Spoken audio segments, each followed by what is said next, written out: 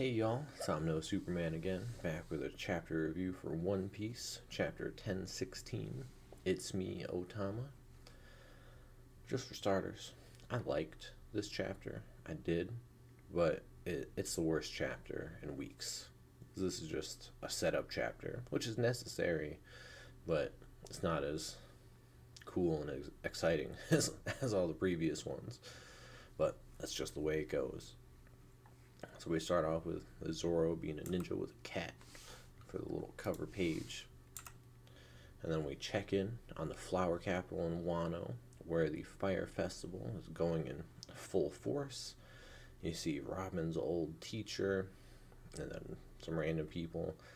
And then, I don't remember the guy's name, but the guy who had the Kitetsu swords, who watches after Otoku, who Luffy met in the very beginning, and the one who ended up giving Zoro Enma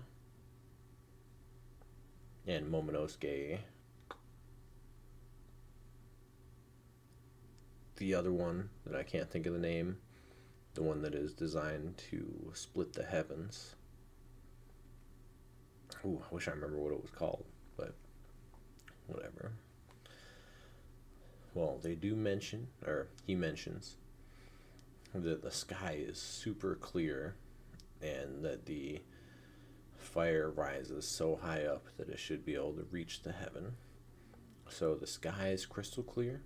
That means all of the minks can still potentially do their transformation for the future little final fight that's coming up.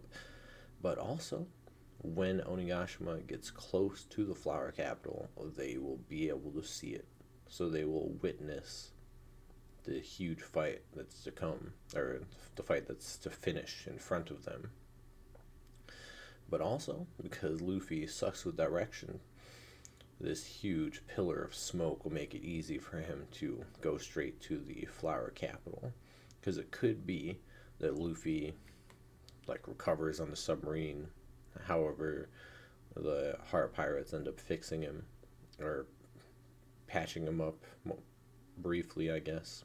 He could just run to the flower capital and beat Onigashima there and wait for Kaido. Maybe finishes recovering there while Onigashima hovers over. I kind of picture Onigashima getting there first, but I thought of that, so I figured I would mention it. And then we go back to CP0, who we haven't seen in a little bit. But they're just kind of surprised that no one's surrendering. But they are now aware that multiple pleasures and waiters have changed sides because the queen was super toxic to them. But it's still 20,000 versus 7,000, which is one large disparity.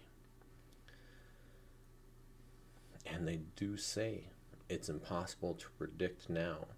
We might learn more that suggests a change in the tide of battle. So another change is about to occur, which is what the chapter's named after, Otama. And then we go back to Bawang, the one who announces everything around it. They want to announce that Momonosuke is fallen, because all I know is that he fell off of Onigashima, which should break the other samurai's spirits.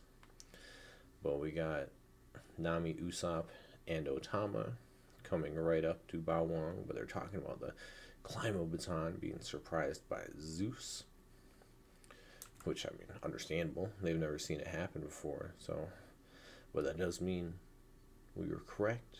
He just became, I thought he would be in the Climo baton. I didn't think he would, become the Climo baton. But nah, Zeus became a homie.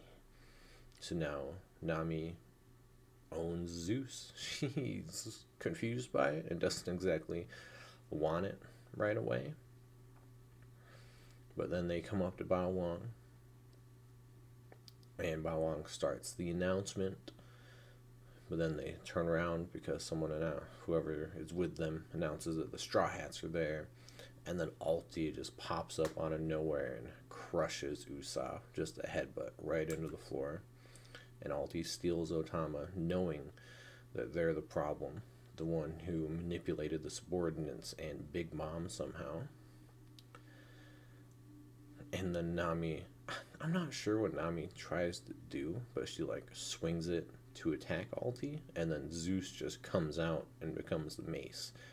If Zeus didn't come out and become that mace, I don't know what Nami would do. So the fact that she's like surprised by Zeus doing this has me confused. Because Nami didn't try to aim any attacks or anything, and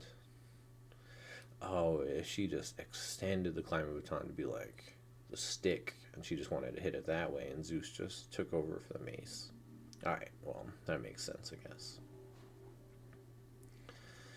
But then they just talk about it. Alti should be on their last breath, so one good lightning attack will work. Nami doesn't want to do it because they don't want to risk hurting Otama, which is fair.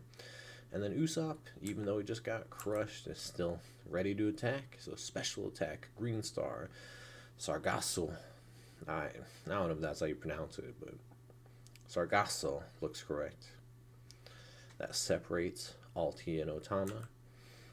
So Nami gets ready. It's like Weather Egg, and then it's Zeus. He just comes on out and is like, no, I'm no longer Zeus. I'm not the same thing. Give me a new name. And she calls him Fluff. And he's like, yes, I'm the mighty Zeus, right arm of Nami. And then Nami just accepts it. Let's go, Zeus, lightning blast. And Nami misses, and she's worried, obviously. But then Zeus steps up. It's like, no, it's not. My job's not over until I hit the target. So he curves the lightning bolt and basically just controls it and forces it to go straight through Alti, which is kind of sweet. Like, this is 100% a power-up for Nami. So that's great. And then Alti, eyes whited out. They fall to the ground, and Bawang comments on it. It's like, Lady Alti just went down. First, page 1, now her. 2 of the Topiropo are out of the fight. And that gets announced to everyone across Onigashima. And it's like, that's never happened before. All these beast pirates and stuff are shocked. And then you see the horse guy who, I don't know that guy's name. I think he's the one who was with Bawang. But then you see the 3 remaining Topiropo. Because now with Page 1 and Alti out of the fight, supposedly. And X-Drake, the other Topiropo, he switched sides. So that's 3 of the 6. Then there's only 3 left. Sasaki, Who's Who, and Black Maria, all of which show a little damage, so they have been taking a little damage during their fight, but they're all still up. And then Bawang gets attacked by Usopp again, the Green Star Devil. And they're like, I don't know how it works, but she's a loudspeaker, so give your message, Otama. They're like, it's me, Otama, the name of the chapter. And then they see Speed, the Bat Gazelle Man, and then the warden from the Rock Mines, wherever Luffy was imprisoned, the Scorpion dude, and Otama. Otama gets ready to say a message. We don't know what the message is, but something to keep in mind is Speed and Gazelman were running around feeding everyone Otama's little dumplings. I'm blanking on the name of them too, but they are running around feeding them to everyone. All those people who were fed, who weren't on the floor and already rebelled against Queen, are still on the Beast Pirates side. They don't switch sides until Otama gives them an order. So now that Otama has access to everything, if she gives an order to everyone, that's going to be another way to steal a bunch of people. Or have them switch sides, which is why I'm saying CP0 mentioned it earlier. There may be another change in the tide of battle, and that is Otama. All it does is show her face, and she gets ready to talk. We have no idea what she does say.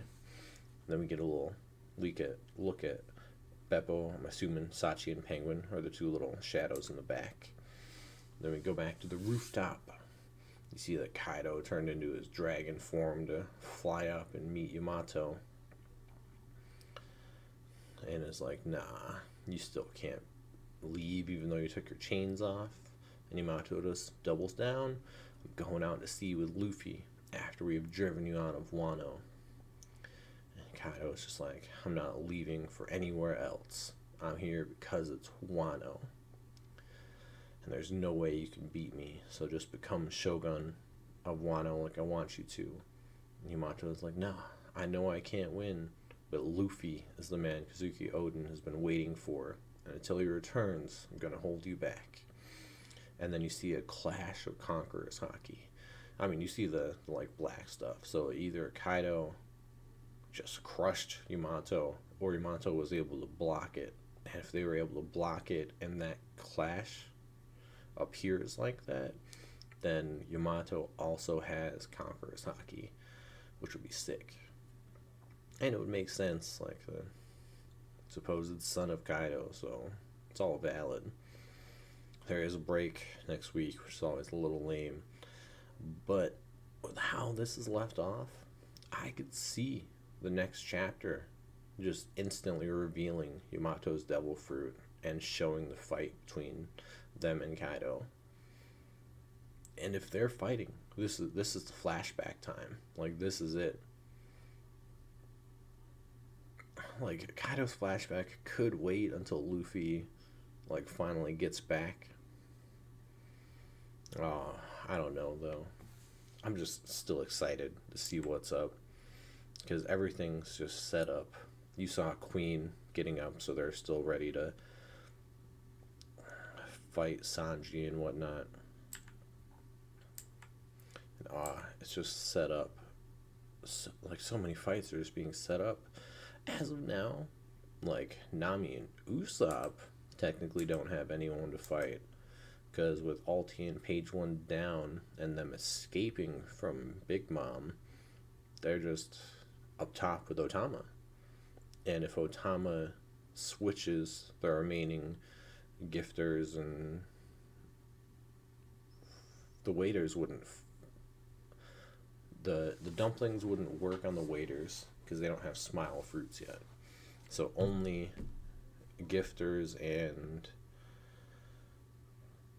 the laughter dudes. I don't know if it works on the people with failed smile fruits either. I think it only works on the successful smile fruits. If it does work on the unsuccessful smile fruits, then that is way more people. But I want to say it only works on the gifters, the successful smile fruits. Because that makes sense, because they're the only ones who like get the animal properties from the fruits. And since it only works on animals, it makes sense it would only work on them.